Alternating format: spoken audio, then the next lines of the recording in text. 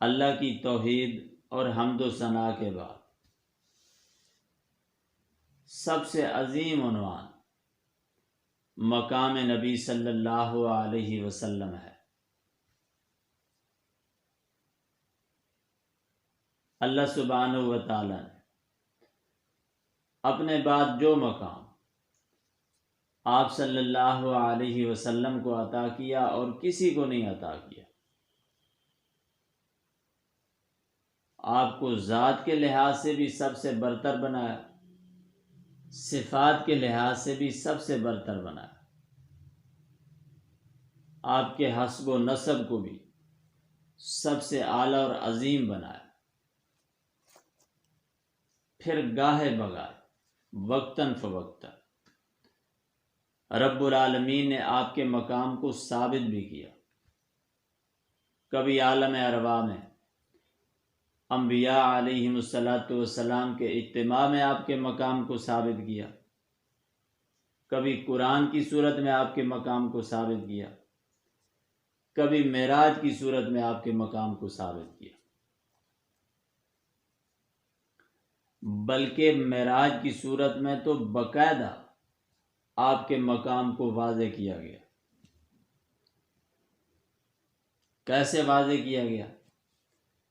رب العالمین نے تمام نبیوں کو بیت المقدس میں جمع کیا، آپ صلی اللہ علیہ وسلم کو بھی بلایا، سب کو صف میں کھڑا کیا، آپ صلی اللہ علیہ وسلم کو مصلی پہ کھڑا کیا۔ سارے نبیوں نے اللہ کے حکم سے حضور اقدس صلی اللہ علیہ وسلم کے پیچھے نماز پڑھی۔ یہ انعام اور کسی نبی کو نہیں ملا، نہ کسی اور مسجد کو یہ اعزاز ملا ہے۔ مسجدیں اور بھی تھیں، لیکن جس مسجد میں نماز پڑھانے والا بھی نبی تھا، پڑھنے والے بھی نبی تھے، وہ صرف بیت المقدس تھی۔ اسی وجہ سے آج فلسطین مسلمانوں کے لیے خاص ہے۔ بہرحال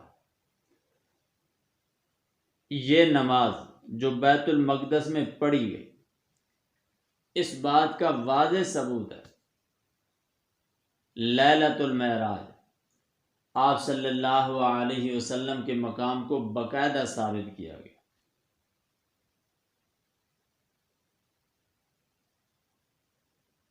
جس انداز سے رب العالمین نے آپ کو آسمانوں پہ بلایا، اپنا دیدار کرایا، آپ کو جنت دکھائی، جہنم دکھائی، براق پہ سوار کیا،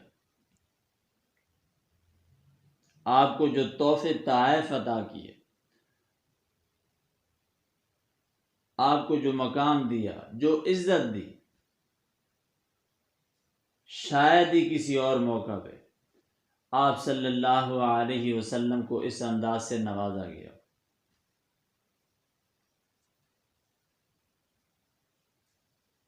ایک عجیب انداز سے اس موقع پہ آپ کے مقام کو واضح کیا گیا۔ اس سے بڑھ کر عجیب اور عظیم انداز کیا ہو سکتا ہے؟ زمین پہ سارے نبی آقا کا انتظار کر رہے تھے، آسمانوں پہ رب العالمین خود آپ کا انتظار کر رہے تھے، جنت میں حور و غلمان آپ کا انتظار بیٹھے تھے۔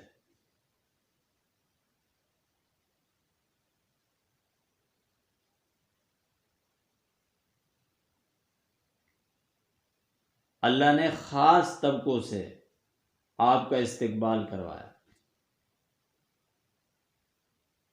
عام کو نہیں بلایا، خاص شخصیات کو بلایا گیا۔ حضرت آدم، حضرت یوسف، حضرت موسیٰ، جتنے بھی آپ صلی اللہ علیہ وسلم کے شعبے کے حضرات تھے، سب کو بلایا۔ آپ کی آمد سے پہلے سارے نبی پہنچ گئے، آقا اور حضرت جبرائیل ابھی تک راستے میں تھے، دوسرے نبی پہلے آ گئے۔ اللہ نے فرمایا تم یہاں بیٹھ کر میرے حبیب کا انتظار کرو، نماز تب ہوگی جب امام آئے گا، میں آسمانوں پہ انتظار کرتا ہوں۔ فرشتوں سے کہا تم بھی انتظار کرو، جنت والوں سے کہا تم بھی انتظار کرو۔ ایسا انتظار رب العالمین نے نہ کسی کا کیا ہے نہ کروایا ہے۔ یہ کملی والے کا حق تھا جو لیلۃ المعراج کملی والے کو عطا کر دیا گیا۔ آپ کے علاوہ کوئی نبی ایسا نہیں گزرا جو اللہ کی بارگاہ میں پہنچا ہو، ملاقات کی ہو، زیارت کی ہو، تحفے تحائف حاصل کی ہو، واپس آ کر زمین والوں کو بتلایا ہو میں ملاقات کر کے آیا ہوں۔ کسی نبی کو یہ انعام نہیں ملا۔ آپ صلی اللہ علیہ وسلم کے علاوہ جسے بھی عطا کیا گیا کسی نہ کسی وسیلے سے رب العالمین نے درمیان میں کوئی نہ کوئی پردہ حائل کیا۔ انبیاء علیہم السلام کو وحی کے ذریعے عطا کیا، ہمیں کسی نہ کسی وسیلے سے عطا کر رہے ہیں۔ عطا کرنے والے وہی ہیں، اللہ کے علاوہ کوئی داتا نہیں۔ انبیاء کے داتا بھی اللہ ہیں، اولیاء کے داتا بھی اللہ ہیں، فرشتوں کے داتا بھی اللہ ہیں، جنات کے داتا بھی اللہ ہیں۔ زمینوں میں، آسمانوں میں، دریاؤں میں، صحراؤں میں، روشنیوں میں، اندھیروں میں جتنے جاندار ہیں سب اللہ کے خزانے سے کھا رہے ہیں۔ اور اس کی شان سخاوت یہ ہے وہ اپنے کسی دشمن پہ بھی رزق کا دروازہ بند نہیں کرتا، اپنوں کو تھوڑا کھلاتا ہے، غیروں کو زیادہ کھلاتا ہے۔ یہ اس کی شان رحیمی ہے، لیکن سامنے آ کر کسی کو نہیں دیتا، سامنے آ کر کسی کی مدد نہیں کرتا، درمیان میں کوئی نہ کوئی پردہ ہوتا ہے، درمیان میں انسان ہوتا ہے، درمیان میں ہوائیں ہوتی ہیں، بادل ہوتے ہیں، اس کے پیچھے اللہ کی ذات اور قدرت ہوتی ہے۔ یہ اس کا انداز عطا ہے، یہ اس کا حسن ہے۔ اور اللہ کوئی دور بھی نہیں، اللہ ہمارے قریب ہے۔ وَنَحْنُ أَقْرَبُ إِلَيْهِ مِنْ حَبْلِ الْوَرِيدِ، شاہ رگ سے بھی زیادہ قریب ہے، ہمارے دائیں بائیں ہیں، ہماری ایک ایک سانس کی حفاظت کر رہے ہیں۔ ہماری سانسوں کا نظام، زندگیوں کا نظام اللہ کے حکم اور حکمت سے چل رہا ہے، لیکن نظر نہیں آتے۔ کیا شان ہے اللہ کی! ہم نے کبھی اپنی آنکھوں سے اللہ کی ذات کو نہیں دیکھا، اپنے کانوں سے اللہ سبحانہ و تعالیٰ کی آواز نہیں سنی، نہ کبھی اسے کہ کسی فرشتے کو دیکھا،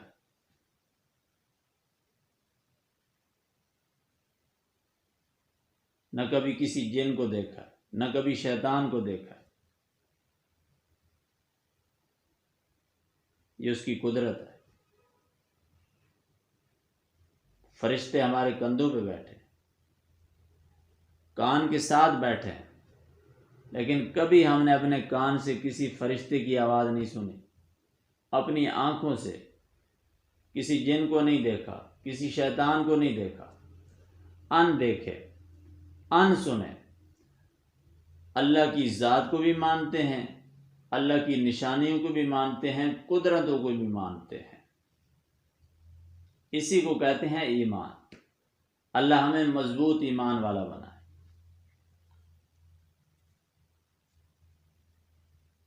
بہرحال بات کا مقصد اور خلاصہ یہ ہے، جو بات ہماری چل رہی ہے، جسے بھی اللہ نے عطا کیا کسی نہ کسی وسیلے سے، آپ صلی اللہ علیہ وسلم کو براہ راست عطا کیا، شب معراج اپنے پاس بلایا، سامنے بٹھا کر اپنا دیدار بھی کرایا، انعامات بھی عطا کیے، اور معراج کی برکت سے آپ صلی اللہ علیہ وسلم کو مقام کے اس درجے پہ پہنچایا اللہ نے جس سے اوپر درجہ کوئی۔ تمام رفعتوں کو رب العالمین نے اس رات اپنے حبیب پہ تمام کر دیا۔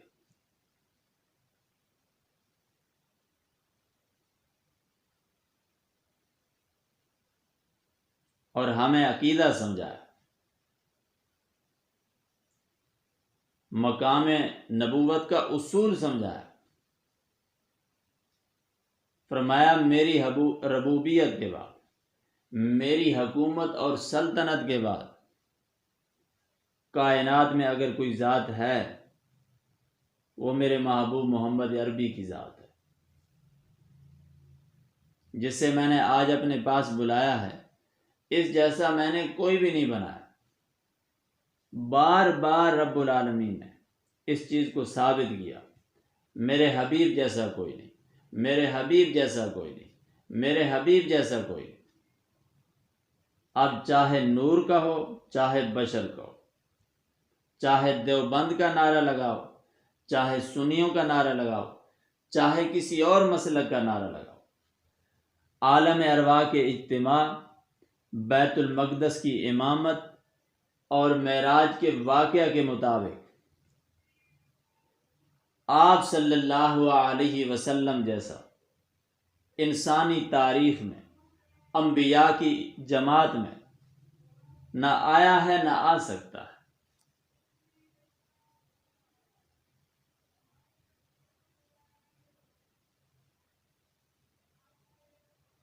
جو مقام آپ کو عطا کیا اور کسی کو نہیں عطا کیا، آپ صلی اللہ علیہ وسلم کی صورت میں اللہ نے اس کائنات کو ایک عجیب شخصیت عطا کی جس کی مثال کہیں بھی نہیں۔ اسی لیے اللہ قرآن میں فرما رہے ہیں لَقَدْ مَنَّ اللَّهُ عَلَى الْمُؤْمِنِينَ إِذْ بَعَثَ فِيهِمْ رَسُولًا، کائنات والوں میرا تم پہ احسان ہے۔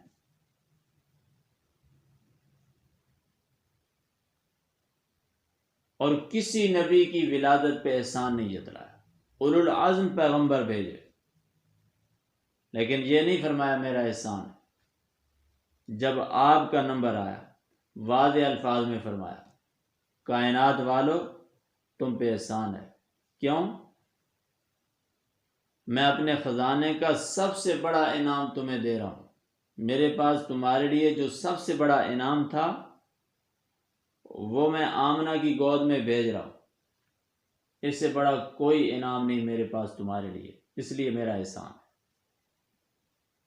رب العالمین ہمیں اس احسان کا قدردان بنائے، شکر گزار بنائے، اور آپ صلی اللہ علیہ وسلم کی اطاعت کرنے کی توفیق نصیب فرمائے۔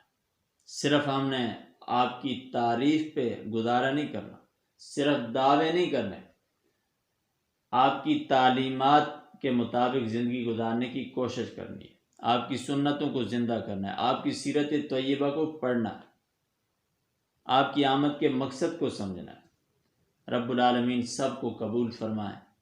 وآخر دعوانا ان الحمد للہ رب العالمین۔